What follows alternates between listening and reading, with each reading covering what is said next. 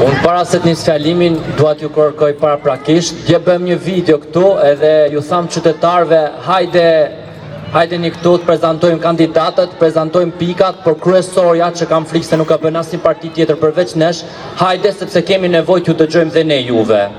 Programi vërtet e kanë vlerësuar shumë mirë, por ne duat të dëgjojmë dhe vetë qytetarët nga afër. Dhe kjo është arsyeja që ne bëjmë takime në lagje, kjo është arsyeja që ne bëjmë takime të hapura dhe shpesh herë në shumë raste refuzojmë takimet nëpër salla të mbyllura.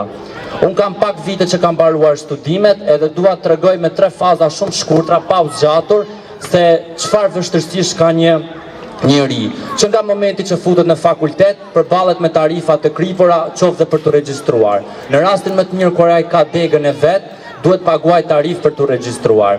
E sa po regjistrohet që futet në fakultet, shikon infrastrukturë që është shumicën e universiteteve lënë për të dëshiruar, shikon pedagog që fatkeqësisht jo prej fajit të tyre shpesh janë të pamotivuar, shef kurrikula apo libra që lejnë për dëshiruar me fjalë të kota, e me vështira ka tarifa jashtëzakonisht shumë të larta. Një student sot, jo vetëm që është më i varfri në Europë, po kam përshtypje që mund tjetë edhe më i varfri nga gjitha kategoritë e tjera sociale. Edhe në rastin e mirë, kur një student arrin me 1001 vështirësi, kur detyrohet të zgjedhë midis punës, midis zhumit, midis studimit apo midis orëve të fakultetit, studenti shqiptar arrin ta përfundojë qoftë dhe masterin.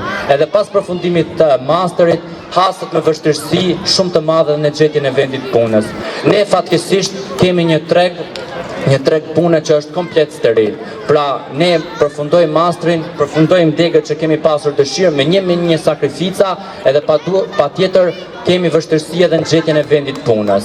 E nëse ne nuk gjejmë vendin e punës që duam, shpesh herë detyrohemi të punojmë si kamarier ose në call center. Jo për t'i paragjykuar, por për të thënë se studentët në Shqipëri fatkeqësisht janë studentët më të mbi kualifikuar për punën që bëjnë. Edhe prandaj programi jonë e ka për detyrë që t'i rregullojë dhe këto pika. Dhe pjesa e fundit, edhe në rast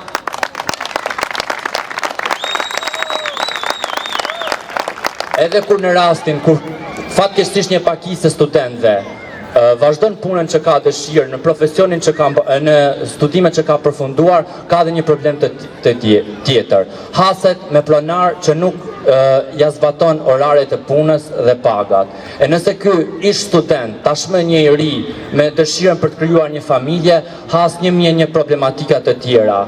Nuk blen dot një shtëpi, por as nuk rrin dot në shtëpi me qira. E ndoshta si shumë të rinj të tjerë dhe si puna ime në këtë rast, se nga pamundësia ekonomike për të blerë një shtëpia për të dalë në qira, unë jetoj nga familjen. Jo se kam turp të them dhe nuk e kam problem fare, po dua të tregoj se si sot një ri e ka shumë të vështirë të krijojë familjen e vet e të jetojë në një shtëpi të re. Faleminderit.